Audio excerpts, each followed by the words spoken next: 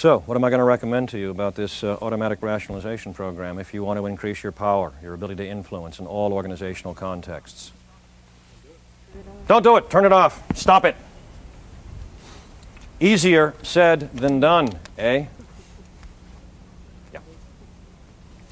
How do these programs get into our brains? 3 ways we know of. Some of it's hardwired. Remember, we talked about certain behaviors, certain attitudes you have when you're born. You don't like pain. Most of it gets in by learning through repetition, driving a car, language. Some of it gets in by significant emotional event. Any of you think you might have touched a hot stove, a hot pot, a hot iron when you were very small? Did you go about that learning scientifically? Did you say, I wonder if this burns every time? Surely this deserves at least 10 trials. And then you went out and got your little brother or sister? Now, once was enough for a lifetime, wasn't it? That's a significant emotional event, both positive and negative. They sort of burn their way into our neurological pathways. That's how they get in. Now we're talking about getting one out, aren't we? We're talking about getting rid of this lousy program, this garbage program of rationalization. How are you going to get it out? Active will? Good luck. No. Or the more powerful program. Beautifully said. Beautifully said. Right on target. Override. Now, why I have a great affection for that word. A lot of people say reprogram or displace. Now, override, because the override word reminds us the old one's still in there. And that's precisely neurologically what you do. You override it with a more powerful program. How do we do that? Some of you have already done it.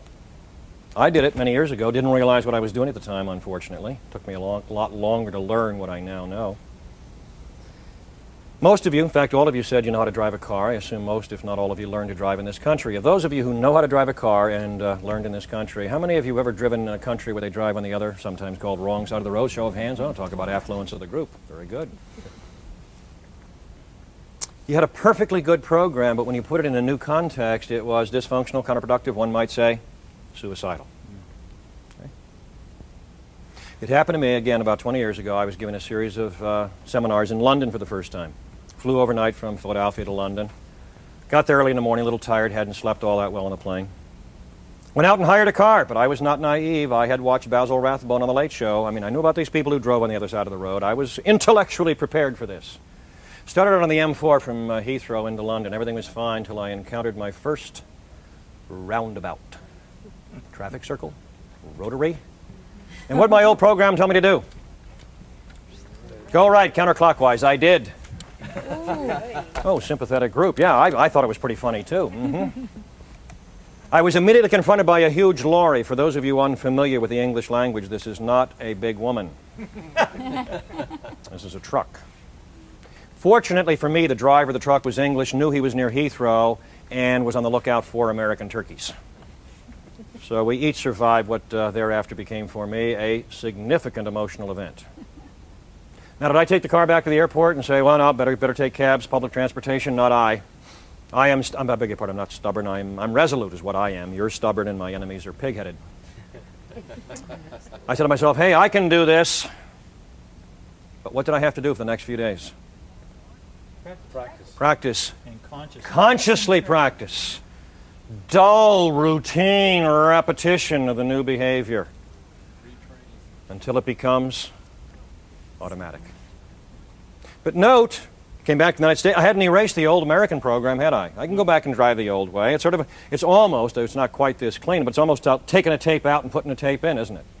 If you do it right. And I had some help there because I began to use certain cues in my environment to bring this fickle consciousness back to task. One of the problems I had early Saturday morning was there were no cars ahead of me. It was very light traffic, no cars ahead of me on the highway. What if the car in front of me had made a left into the traffic circle? What would I have said? Oh, I know that. And I would have imitated the behavior, but there was no car in front of me. But now what did I start to do in England? Watch the other cars. What I didn't realize 20 years ago is in that situation, I learned everything I need to know about installing any override program I want, be it a conceptual program, an affective, emotional program, or a behavioral program.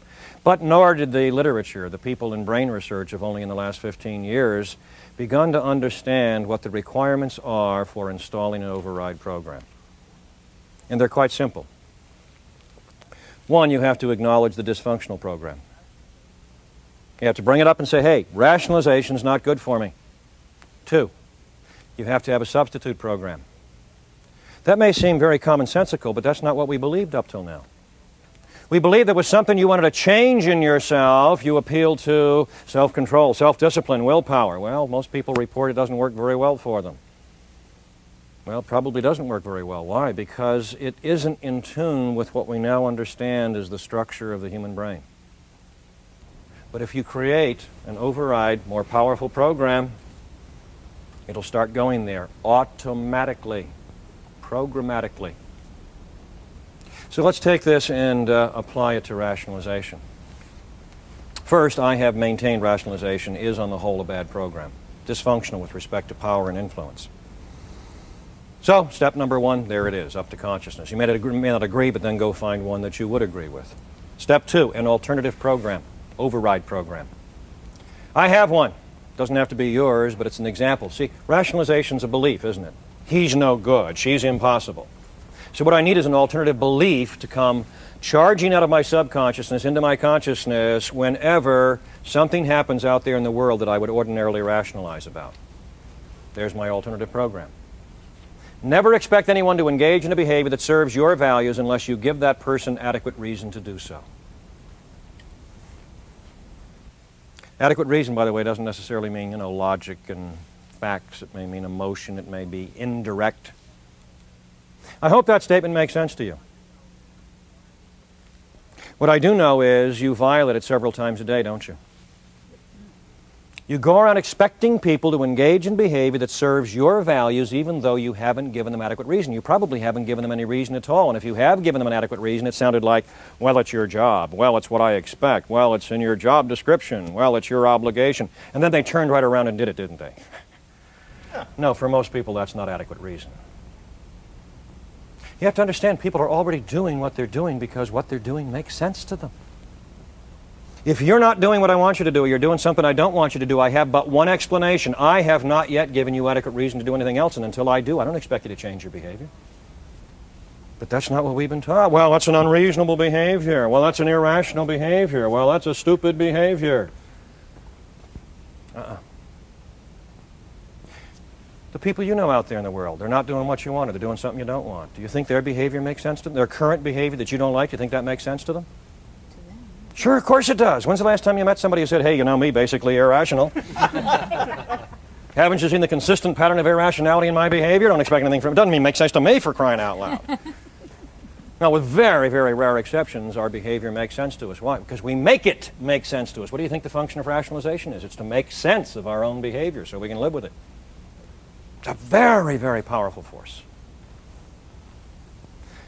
Now the critical issue. How do we install that program? Again, it's not terribly complex, it's not difficult, but it's not the sort of thing you and I have been taught to do. Install an override program so I don't do the old automatic things? That's right. What do you think the training of athletes is all about? The training of musicians is all about? A coach gets a really good athlete with a bad habit. What do? They give them an override and practice and practice and practice and practice until the new behavior is the automatic response. Athletes can't sit there and consciously think things through in the middle of ball games. It's got to be automatic. Got to be automatic.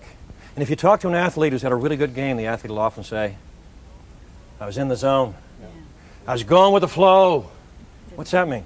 Didn't think about it. I just let the automatic I was almost a spectator of my own behavior. I just let the automatic programs flow. And there's some people who say, hey, can we do more of that? Can we find ways to release those automatic programs?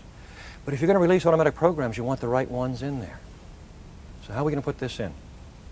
Repetition. Boring repetition. And it is boring. You can memorize that statement in 15 seconds. That's not installation. What are you going to have to do? One, you have to find something that you now know triggers the rationalization response. A person, a situation, a topic. Get a little honest with yourself and say, hey, when he does that, I really burn. Okay? You have to find something that currently goes to the rationalization response.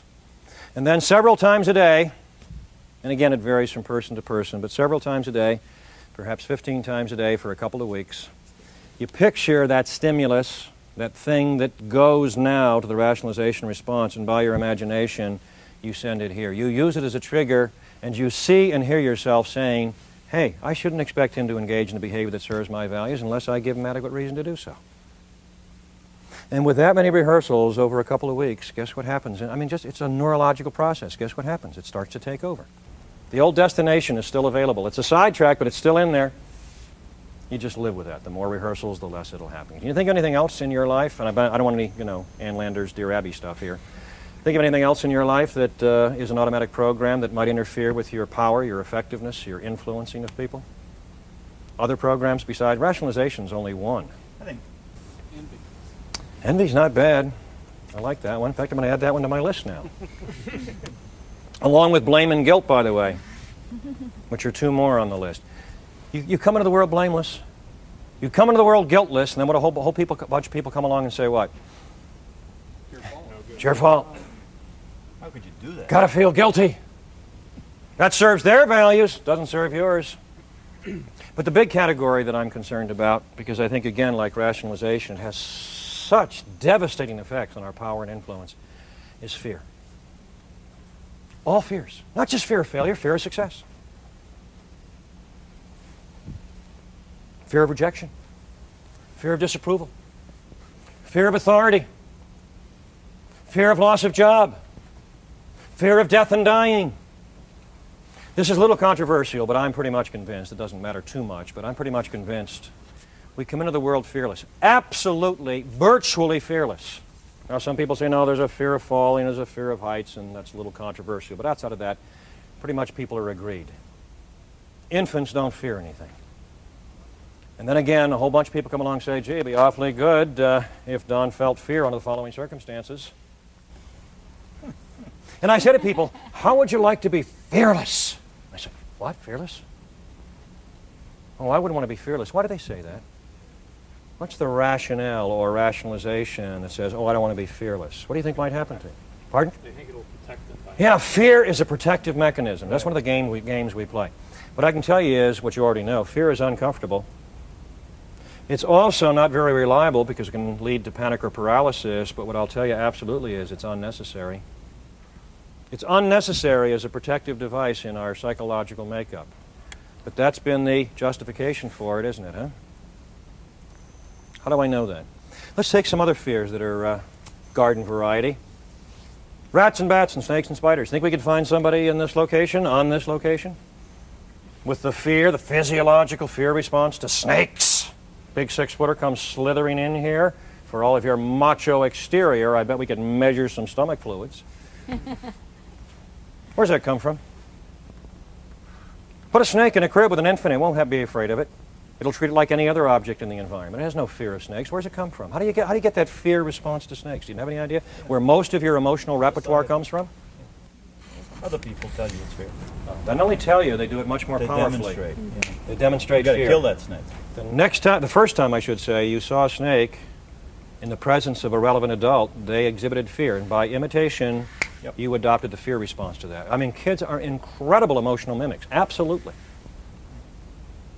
And you say, well, gee, isn't just about everybody afraid of snakes? Snake handlers aren't.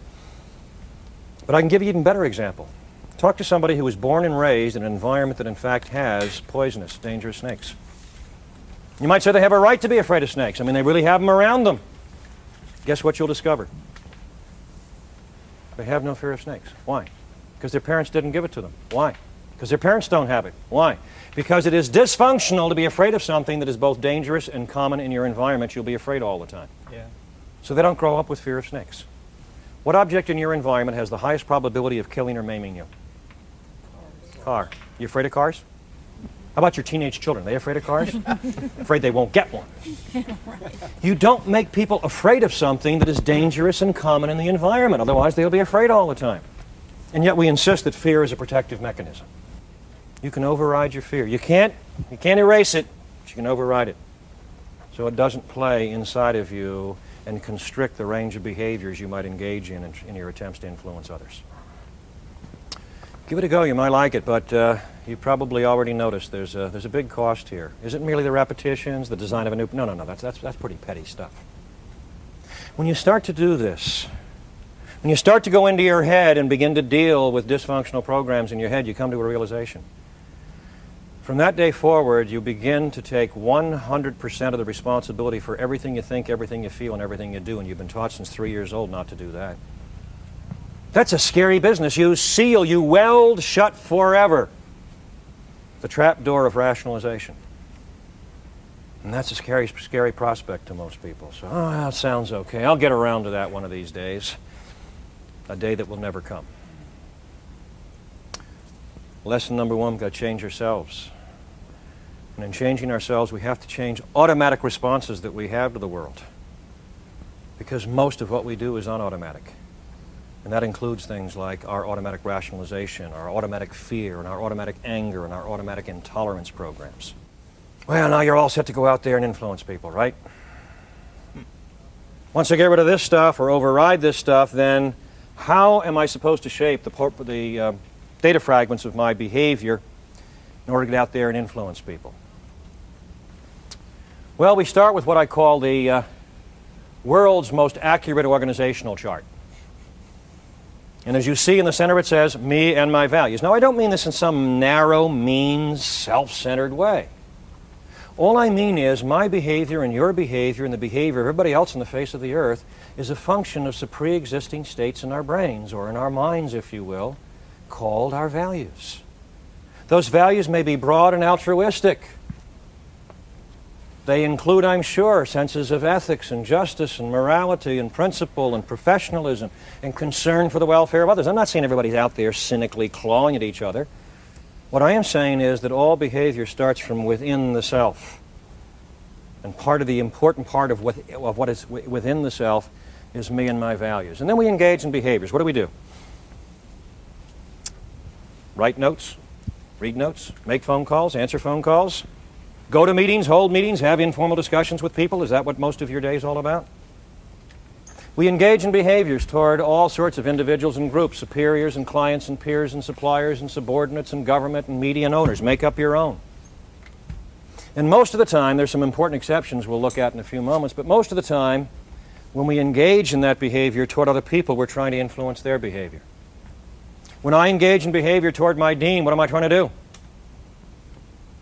Tap into some resources he has control over. Some authorization, some space, some money, some approval. But what do I know about the dean? Or anybody I'm trying to influence? I know that anybody I'm trying to influence has all kinds of alternative behaviors available to him. He doesn't have to do what I want him to do. I also know there's a bunch of other people out there trying to influence him to alternatives. So what has to happen inside the dean's head if my behavior toward him is going to be successful in getting him to select the behavior that I want? What has to happen inside the dean's head? What does my behavior have to do? Accept my values? Not quite. He has to see that what I want him to do is the best thing he can do to take care of what's important to him. No. How about important to the school? No. How about important to the university? No. The culture, the society, the world, the universe? No. To him. And I don't mean that in a selfish way. I mean the image of the school may be extremely important to him. But if it isn't, then I can't appeal to the image of the school, can I? I must, by the data fragments of my behavior, put a perception in the mind of anyone I wish to influence that what I want that person to do is the best thing they can do to take care of what's important to them. Why? Because that's what they're going to do anyway. So let's begin to look at that perception in the dean's head, or anybody you're trying to influence. Item one we've already been over, but I want to repeat it and reinforce it. Whenever you're trying to influence someone, get very clear in your head what behavior or performance, what observable or measurable thing you want. Because if it isn't clear in your head, guess what?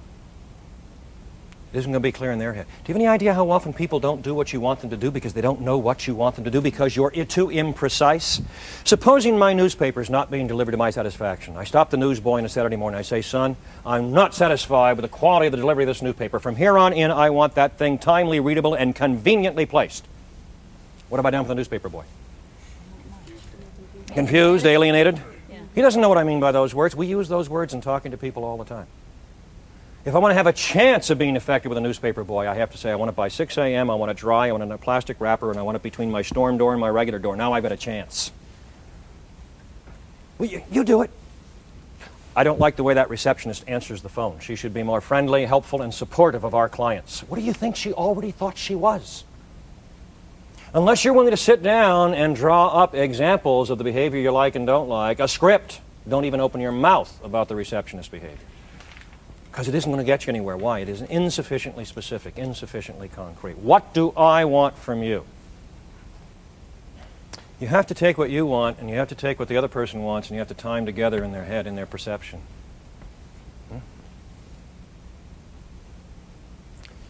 We sort of sense this, don't we?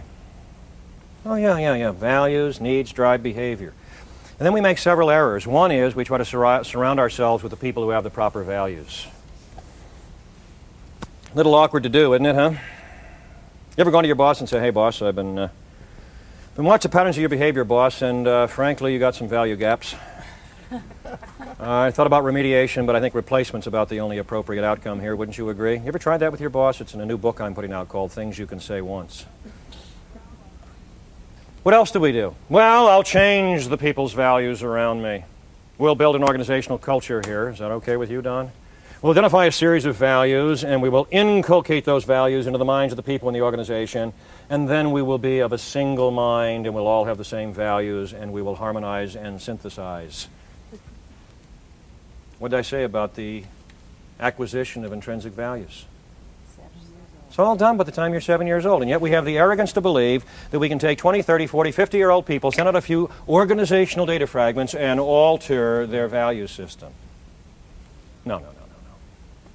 But the third error is by far the most common and the most frustrating, and you all do it. I do it too, but at least I understand when I do it, I think, and don't do it as much as I used to.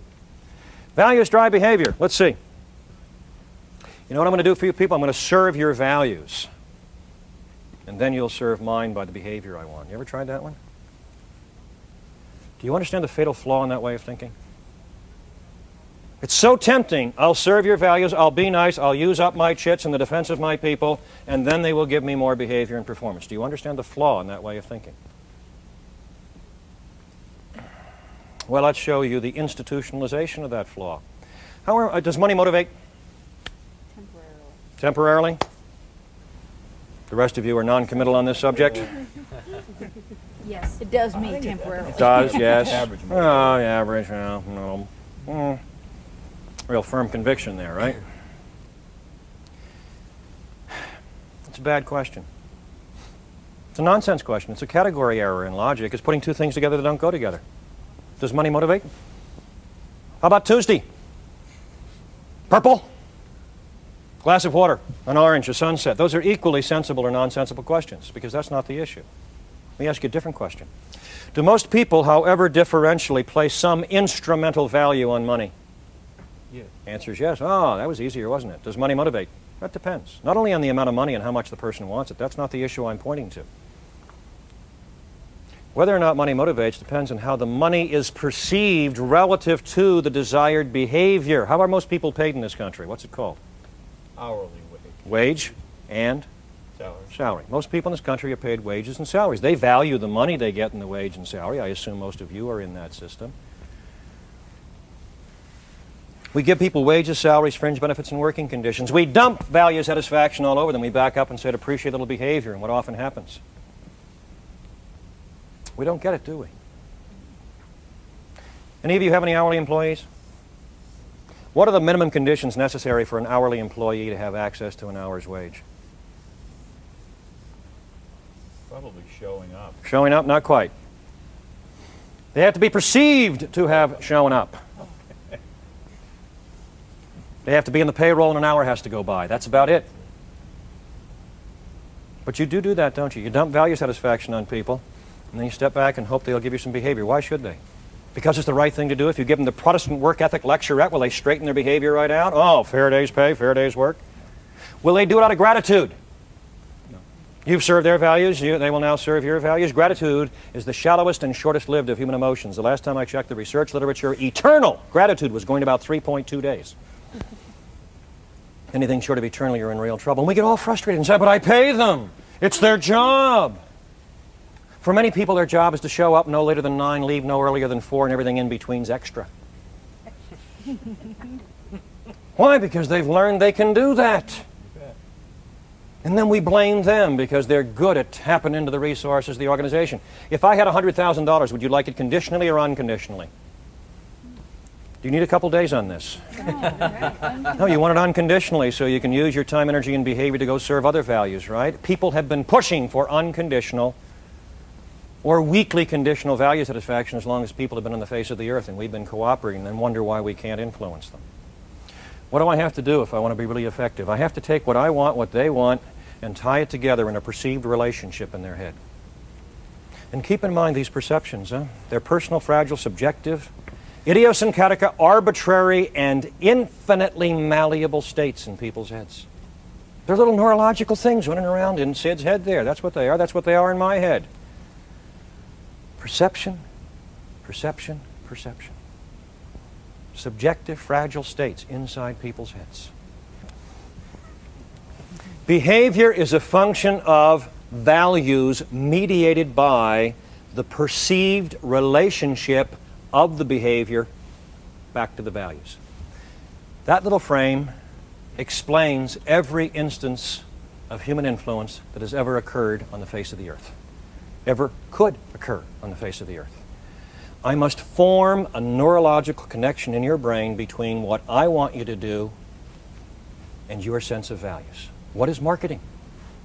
What is advertising? What is politics? What is religion? What is parenting? What is spousing? What is negotiation? What is conflict resolution? That's what it is. Putting out data fragments so that people will put a perceived relationship in their head. Now let me try to drive home this notion of perception for a moment with another film clip from the same film, Charade. The scene is the funeral parlor where Audrey Hepburn's husband, who was recently killed, is laid out. Okay? And two people who were apparently his cohorts in crime at an earlier time come into the funeral area. And they want no mistake that this guy is dead because they know how fragile perceptions are and how perceptions can be manipulated. Again, they were sensitive to all the ways in which perception can go wrong. So one puts a mirror under his nose to see if there's any breath, and the other one sticks a pin into him to see if there's any reaction. Perceptions. Personal, fragile, subjective, idiosyncratic, arbitrary, infinitely malleable states in people's heads. That's what it's all about. So let's begin to figure out how we can more effectively put the appropriate perceptions in people's heads. Earlier I talked about two kinds of behaviors available to us. The A behaviors, feel good, directly and immediately serve our values. You have thousands of those available to you all day. Eat a good meal, watch a good ball game, a good TV show, a concert, a movie, a play, a ballet, depending upon your tastes. Feel good behaviors. There are also a number of feel-good behaviors that involve other people, but they're not attempts to influence them. I don't want you to come to the conclusion that all human interaction is an attempt to influence. All human interaction is an attempt to tap into the resources of the other individual. There's a lot that goes on in life that is not an attempt to influence. Have you ever done a kindness for a friend? Anybody have a friend? Okay. Why do you do that? Quid pro quo? Makes you feel great. Maybe. Maybe reciprocal. But you'd do it anyway, wouldn't you? So they're going to move. They're going to go away. You'll never see them again. Gee, Don, could you help me move Saturday? I know you'll never see me again. Would you help me? Hey, that's what friendship is all about. It's how we define ourselves as friends. Ever vent your frustrations on someone? Had a bad day, everything went wrong? Come home, one of the kids steps out of line. You've been watching those AT&T commercials, so what do? Reach out and touch someone.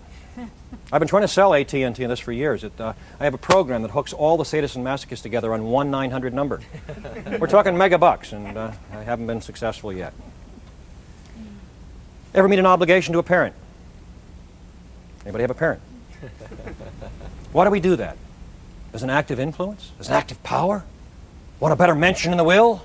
I hope not. You do it because it defines you as a decent human being. Again, I call them reflexive behaviors. The behavior itself is its own value. It bounces off the other person and comes back to you in the way of value satisfaction. It's a feel-good. But that's not the stuff of effectiveness, is it? What's the stuff of effectiveness? Those B behaviors I talked about, the crying, that's an effective behavior in this culture. But notice, as I've illustrated there, the A's and B's don't overlap very much. If it feels good, it probably isn't effective. If it's effective, it probably doesn't feel good. So what does that tell you if you want more power? What are you going to have to do? Be uncomfortable. You're going to have to take on more B's and give up some A's. What sorts of B's? Remember I talked about the 3-year-old? Let's talk about a 3-year-old behavior, an extraordinarily powerful 3-year-old behavior that is still acceptable, socially acceptable, but which the 3-year-old will get socialized out of at about age 5, 6, or 7. It's a very, very old behavior, very effective, guaranteed, of course not, 100%, of course not, but very powerful nonetheless. What is it? Request for help. Did you ever ask anybody for help? Did it ever work? Do more of it. Boy, that was simple, wasn't it? Let's look at the anatomy of a request for help. If I don't overdo it and I ask you for help, how does it make you feel? Good. Good, effective, worthwhile, valuable. If I ask you for help, it says you're the kind of person who helps people, or I wouldn't ask. It shares ownership of the task. It shares recognition for the task. It makes me vulnerable. It gives you power in our relationship because you could turn me down. And if you help me, you get all those good feelings plus a huge fringe benefit. It's all understood. 3-year-olds understand this. I owe you. That's what makes it so powerful. Then why don't we use it more?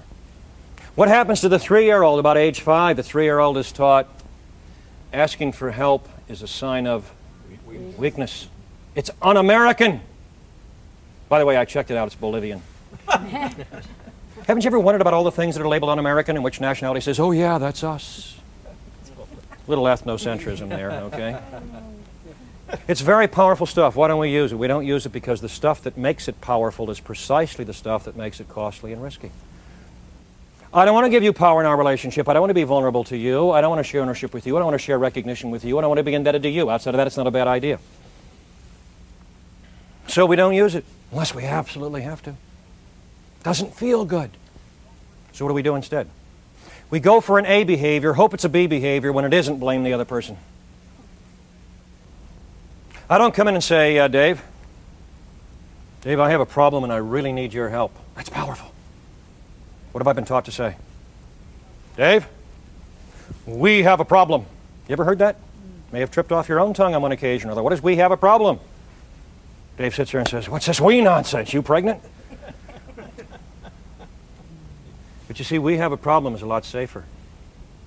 It's an A, feel-good behavior. No risk. No shared recognition. No indebtedness. He helps me. I don't owe him anything. Or he's working on our problem. He doesn't help me, which is likely. I can wander away saying he isn't a team player. He doesn't believe in the mission of this organization. Right. We won't do what works because we won't pay the freight. Pretty simple, isn't it? Are there costs and risks in asking for help? Obviously, the stuff that works has costs and risks. That's why we want magic. You've said it. You've heard it. See that guy back there? Stonewall, impenetrable. Nobody could influence him. What does that mean? I mean, I tried a couple of safe things that didn't work. Must be him. Test me. Chuck, have you really tried to influence him? Oh, yeah, I've tried everything. I'm at my wit's end. Short trip. Well, gee, Chuck, have you ever asked him for help? And I'll squirm and say, what? Chuck, have you ever asked him for help? Well, no. Well, then go ask him for help. Try that one. I'm not going to ask that SOB for help. We won't do what works because we won't pay the freight. You want some more powerful, generic techniques? This one's even better than asking for help. You mentioned it earlier. Give more recognition, thanks, gratitude, and praise to people, whenever possible in writing. What's that go to in terms of value? When you recognize people, appreciate people, give them gratitude, give them thanks, what's it go to in their value system? Their worth, self-esteem.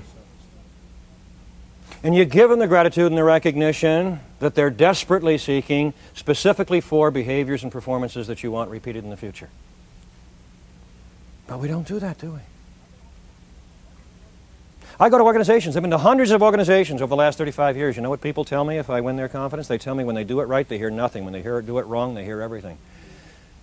Anti-motivational, anti-recognition. There is no known satiation point for human recognition. In all of recorded history, no one has ever been heard to say, I've had it up to here. Anybody else tells me how good I am, I quit.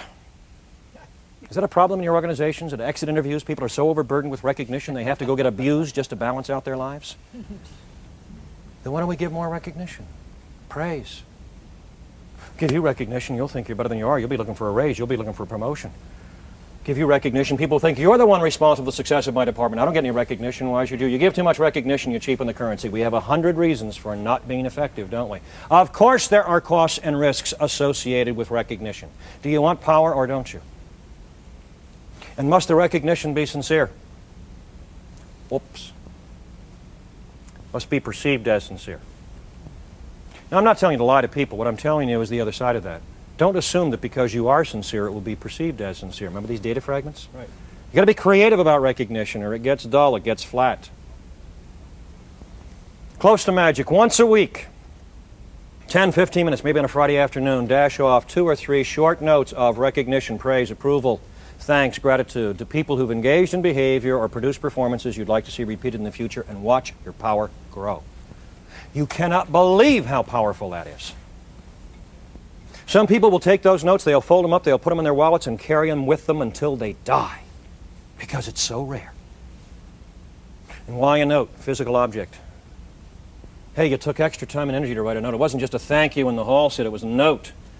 And they can look at it again, they can show it to other people. Oh, I don't have time for that. Then you don't have time for power. This is not frosting on the cake, this is bedrock stuff. Give you another one you already know.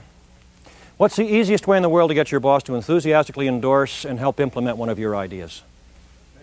Make it his. Make it his idea. That's a good one, but of course, bosses sometimes resist ownership till they're sure it's going to work. Oh, yeah. So I have an intermediate strategy for you. Take responsibility. Make it absolutely clear that if the idea does work, the boss gets all the credit, all the glory, and if it fails, you get all the blame. It's going to happen that way anyway. Nothing magnanimous about offering the inevitable. But what's your initial and cultivated reaction? That's not fair. It's a good idea, it's good for the organization, it should be implemented and I should get credit for it. You want too much. If I want something from the dean, remember, he has to perceive that giving that resource to me is the best thing he can do to take care of what's important to him. Are you willing to pay the freight or not? Fourth and final, B behavior, effective behavior, based on a principle that we all violate every day of our lives. Starting here, starting now, take 100% of the responsibility for all communications in which you are involved. 100%. What have we been taught? Communications is a two-way, 50-50 proposition. What do we actually do? Most of us, most of the time, take zero responsibility for our communications. Let me show you how. Behavior, data fragments. I'm trying to communicate to you. I get feedback by what you say or body language or whatever that the message is not getting through. What's my instant hypothesis put in my head by the culture?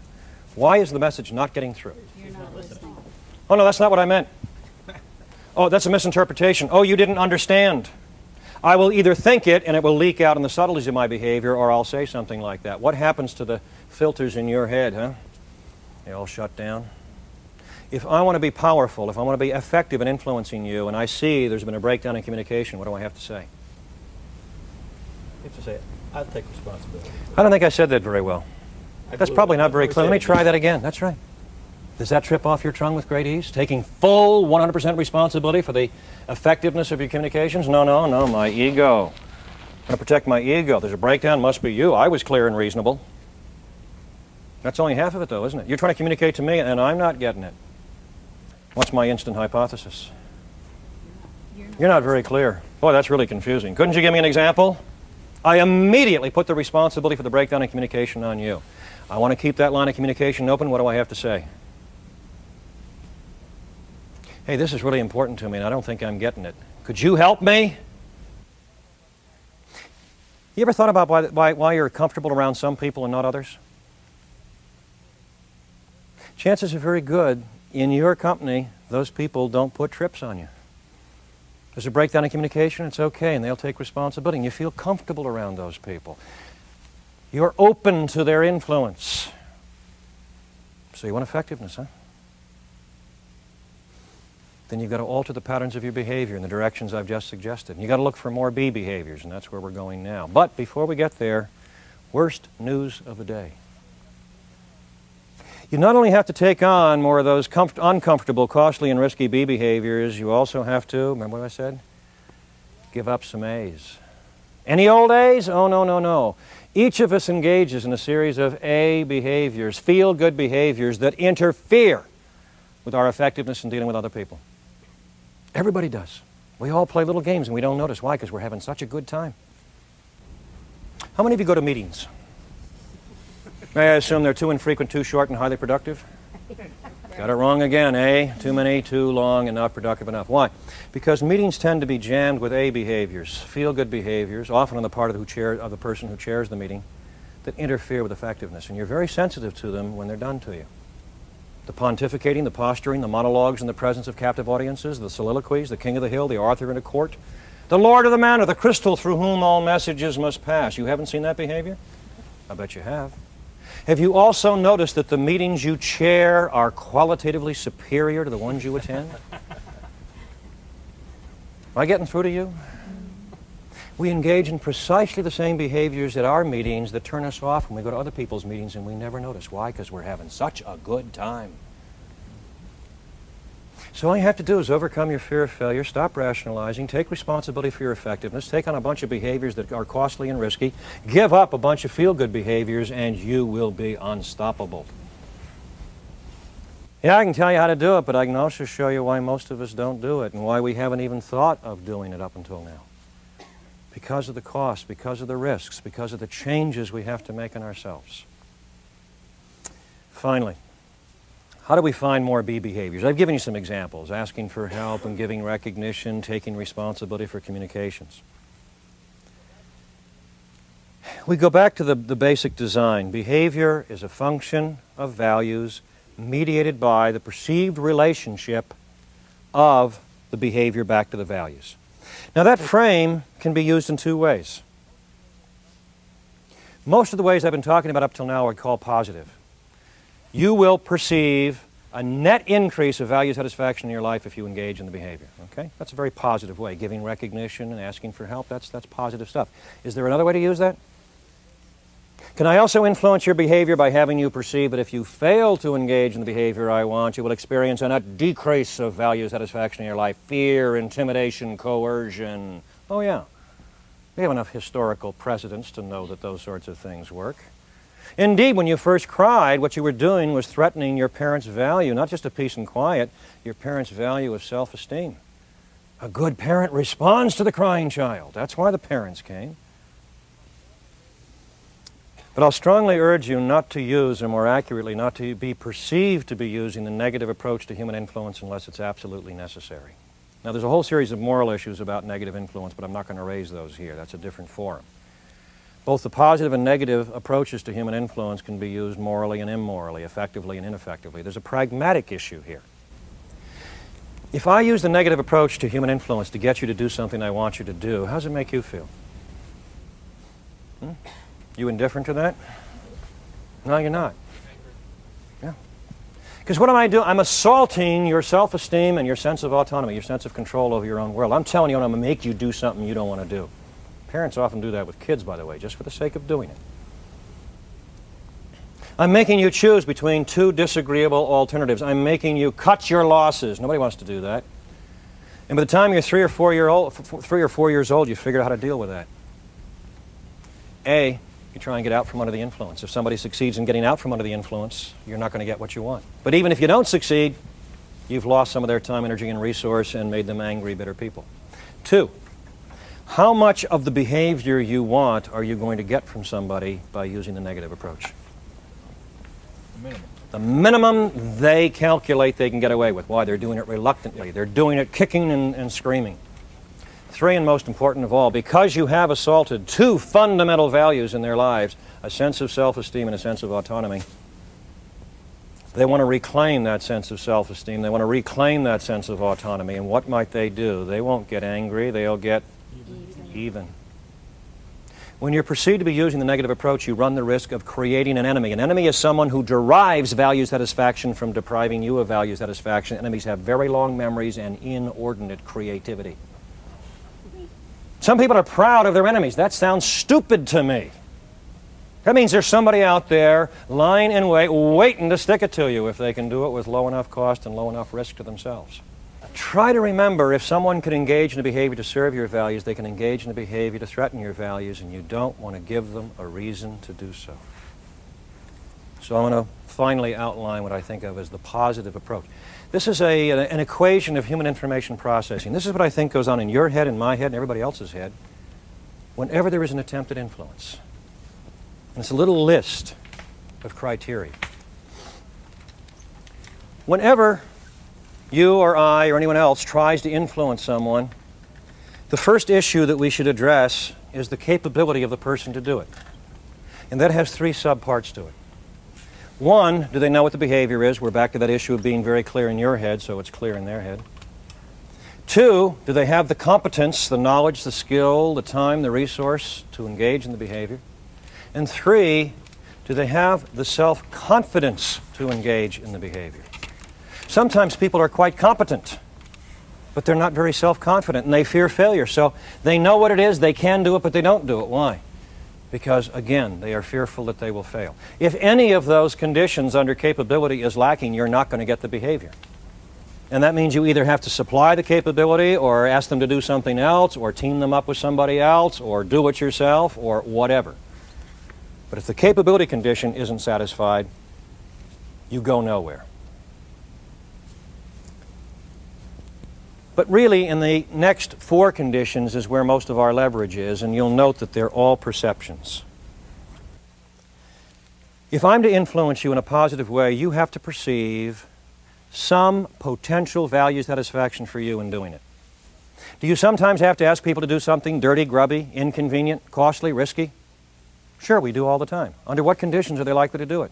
Positive conditions. When would you do it for somebody? What would be the characteristic of that person or your relationship to that person that you would be willing to do something dirty, grubby, inconvenient, costly, and risky? Somebody you care about. Somebody you like. Somebody you respect. Somebody you owe. Somebody you'd like to have owe you.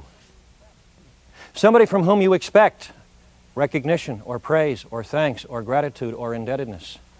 Someone from whom you expect an acknowledgement of achievement or success. Someone who puts a little fun into it. That's what you have to be more conscious to do. What's the difference between effective leadership and ineffective management? People are willing to do things because they perceive there is a positive value benefit to them at the end of the line. And other people don't put it out there so. Oh, you should do it because it's your job. You should do it because we're all in this together. No, we're not.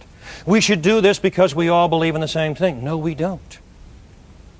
And then we sit there and throw up our hands and turn out one more mission statement in the hope that that's going to motivate somebody to do something.